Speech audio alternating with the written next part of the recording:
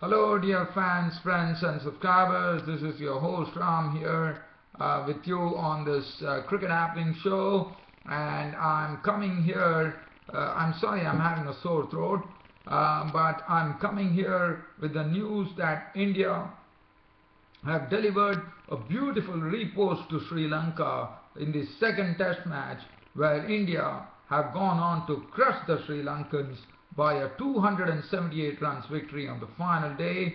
One probably was thinking whether some heroics is going to come from one of the batsmen, and as you would remember, there was a stunning innings from Dinesh Chandimal which took the game away from India, and Sri Lanka won. But this time India, as they said in the after the first test, that they are going to meet aggression with aggression and they are not going to let their guard down, and that's what they precisely did. They went with all their guns booming, and finally victory was India's, and this was also the maiden victory for India's captain Virat Kohli, as India went on to crush the Sri Lankans by 278 runs. And the handiwork, it was Ravichandran Ashwin, who yesterday, as I said, he was bowling superbly, and I said he was the main threat, and yes, he was the main threat, as he was the one who went on to take a 5-wicket bag to sink the Sri Lankans to their knees. And the Sri Lankans were really a bunch of they were a bunch of what do we call it, in the sense they really succumbed to Ravichandran Ashwin, and Ravichandran Ashwin took 5 wickets for 42 runs. Now and also one would remember that this was the swan song for the living legend Kumar Sangakarra of Sri Lanka, and what a sad sight that Kumar Sangakarra, on the last test match of his international career, had to actually finish off on the losing side. It was pretty sad to see, but definitely India deserves great kudos for putting up such a show here at the Pisara Oval. Now Kumar Sangakarra, the living legend, has retired from Test cricket. He made a farewell speech which was a very emotional speech, and as I said, one is going to miss Kumar Sangakarra's batting, and that silken cover drives of Kumar Sangakarra would always remain in memory of all the international cricket fans. Now, just talking about this game, the second test, it all resumed with Angelo Matthews at the crease, and Angelo Matthews was someone who yesterday came in, promoted himself in the batting order, and was in the company of Dimuth Karunaratne, and both started, but not Karunaratne, yes, it was Karunaratne who was there along with Angelo Matthews. And Angelo Matthews, as you know, he already made a century in the first innings, and he could have been a real thorn for India. But what was the good thing about this particular start of the final day's play here at the Pisara Oval was that Umesh Yadav, of the in fact, I thought it was the very first delivery that he provided the breakthrough to India, as with the very first ball of the day, he picked up the wicket of Angelo Matthews. And Angelo Matthews was caught by KL Rahul of the bowling of Umesh Yadav. Now, Umesh Yadav has been troubling Matthews for quite a long time, and here came the delivery which had Matthews groping, and Rahul took the catch.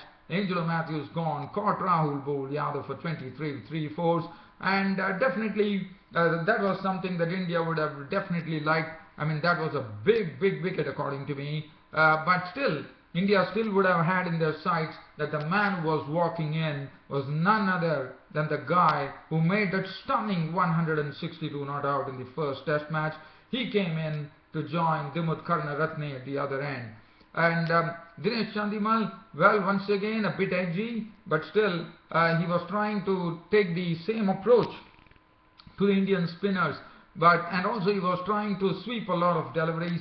But one such delivery that Dinesh Chandimal tried to sweep, the ball turned and went on to hit the stumps, and India would have been mightily relieved that this bloke, Dinesh Chandimal, who proved to be a real thorn for India in the last test match, was dismissed for 15. And when Angelo Matthews and Chandimal were into the pavilion, India would have said, I'm sure India would have said that now this match is definitely theirs, as Karunaratne was joined in by Lairu Thirimane. But after that, it was Ashwin who was inducted. Ashwin came into the act.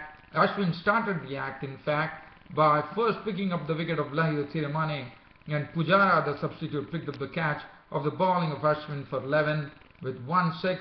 That made it 106 for 5, and then Jahan Mubarak was sent on his way by Ishan Sharma as he was caught by Kohli for a not.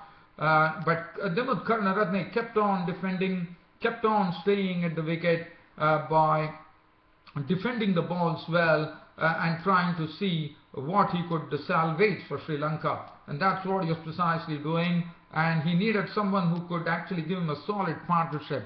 But the problem was that the Sri Lankans, once Jahan Mubarak had left the scene, they were left to the tail, and the tail could not wag as Demika Prasad. Now for Ashwin it was pretty easy. He actually had Demika Prasad caught by Mishra for not. After that Amit Mishra, the other spinner who took 3 wickets, came in and cleaned up the tail, but before that it was Ashwin who picked up one more important wicket, and this time it was of Dimut Karunaratne, who was trying to really trying to stay at the crease and seeing to it whether he can still do something out of it, which it was a pretty onerous task, and Karunaratne also finally succumbed. Clean bowled by Ashwin after really defending thoroughly against the Indian spinners, but then Ashwin got one through his defences. He was gone for 46 with 6 fours, and then it was Amit Mishra's turn to wrap up the tail as Tarindu Kaushal was LBW bowled Mishra for 5 with 1-4. Shamira was LBW bowled Mishra, and the game was over. Sri Lanka, who started off at 72 for 2 on the 4th day, were all out for 134. India winning the match by 278 runs to level the series at 1-1, and what a series we are having now. Now they'll be locking horns in the 3rd test match to decide the final outcome. So definitely now the India and Sri Lanka know they know that the final test match is going to be of utmost importance, but India definitely doing well. And also, as I said, Virat Kohli, congratulations to Virat Kohli for registering his maiden win in a test match after captaining India, and that is one thing. And also one bid adieu to Kumar Sangakarra, and what a sad scene for Sri Lanka that Kumar Sangakarra, on his last match in his international career, last match in international cricket, one could say, that Kumar Sangakarra could not be a part of the success as he finished on the losing side, unfortunately.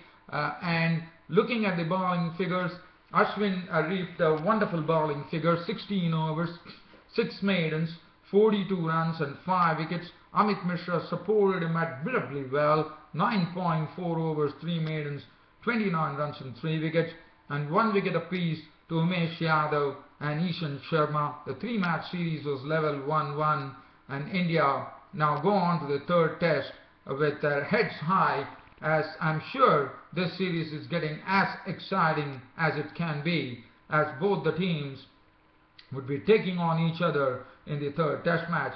Now before I wind up this YouTube broadcast, I would like to mention here that the England have announced that, as you know, the test series between Australia and England are over, and England have actually announced their one-day international and T20 squad to take on Australia. The news is that Joe Root has been left out of the squad, and Moeen Ali and Chris Wokes have been recalled into the squad. Well, if you look at the England squad, but one was probably Joe Root has been given some rest, though that is quite understandable. But one could not really understand why James Barristow, who did a wonderful job against New Zealand the other day, when he came in for the final match and struck 83 runs, was left out of the. Johnny Barristow was left out of both the sides. He was neither in England T20 squad. He was not in the England ODI squad. That really, for me, was a big surprise as to why Johnny Barristow was actually left out of the team. Other than that, well, England squad, Morgan captain. This is the T20 squad. I'm not going to go into the squads here. I don't want to miss anything here. But that was, and Reece Topley. Reece Topley has actually entered the T20 squad for England. He's the left-arm seamer from Essex. He has been performing very well there. But Moeen Khan is back into the one-day mix of things. Well, dear fans and subscribers, I think this is a very short broadcast, and I hope you all liked it.